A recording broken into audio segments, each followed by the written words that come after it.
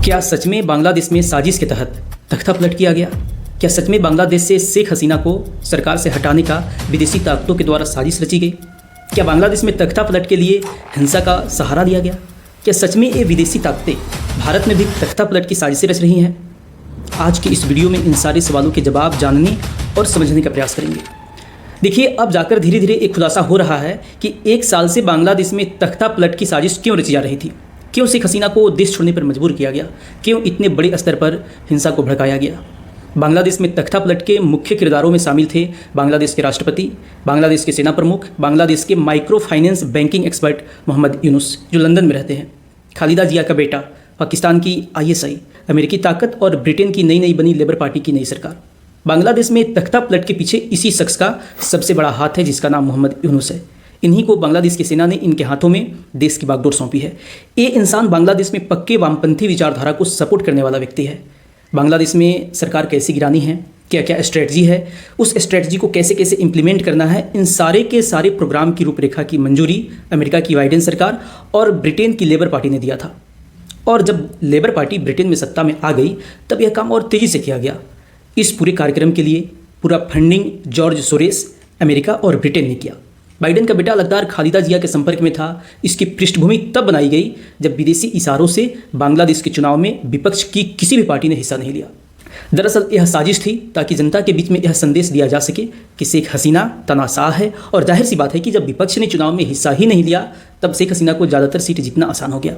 उसके बाद स्वतंत्रता संग्राम सेनानी आरक्षण को जो लगभग 6 साल पहले खुद शेख हसीना ने खत्म कर दिया था, साजिश के तहत एक याचिका बांग्लादेश के कोर्ट में डलवाई जाती है और अचानक कोर्ट उस याचिका को स्वीकार करके फैसला सुना देता है।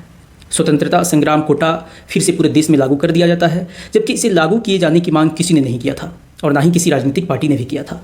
फिर जब बांग्लादेश में हिंसा भड़की, पुलिस ने सख्ती किया, तब वापस बांग्लादेश के कोर्ट ने एक और गंदी चाल चलते हुए स्वतंत्रता संग्राम सेनानी आरक्षण को तो खत्म किया ही था, साथ में 8% विकलांग कोटा, 10% महिला कोटा और 10% बांग्लादेश के जो पिछड़े जिले हैं जो अक्सर पानी में डूबे रहते हैं उनका कोटा भी खत्म कर दिया ताकि हिंसा को और ज़्यादा भड़काया जा सके।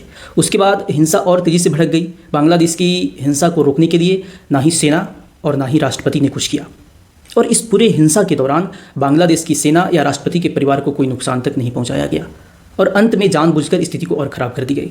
फिर सेना की एंट्री हुई और सेना प्रमुख ने हथियार के द्वारा शेख हसीना को कहा कि या तो आप देश छोड़ दीजिए या बाहर जो भीड़ खड़ी है उसके द्वारा आपकी मॉब लिंचिंग करके हत्या करवा दी जाएगी।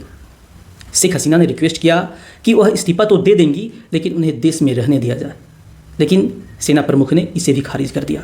फिर अंतिम रिक्वेस्ट में शेख हसीना ने कहा कि उन्हें 5 मिनट का एक वीडियो संदेश रिकॉर्ड करके बांग्लादेश के टीवी चैनलों पर और बांग्लादेश रेडियो पर प्रसारित होने दिया जाए, लेकिन सेना प्रमुख ने उसे खारिज कर दिया और कहा कि आपके पास सिर्फ 50 मिनट है, या तो आप बांग्लादेश छोड़ दीजिए या आपकी हत्या हो जाएगी।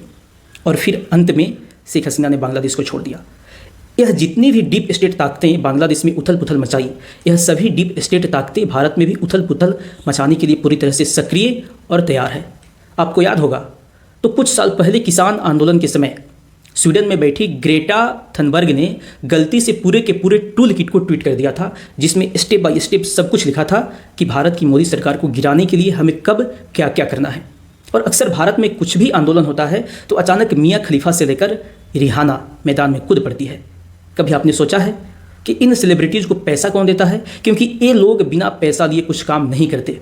जब भारत में सरकार के खिलाफ कोई आंदोलन होता है तो ये रॉकफेलर फाउंडेशन, जॉर्ज सोरेस और ये भांड सेलिब्रिटीज़ सब सक्रिय हो जाते हैं।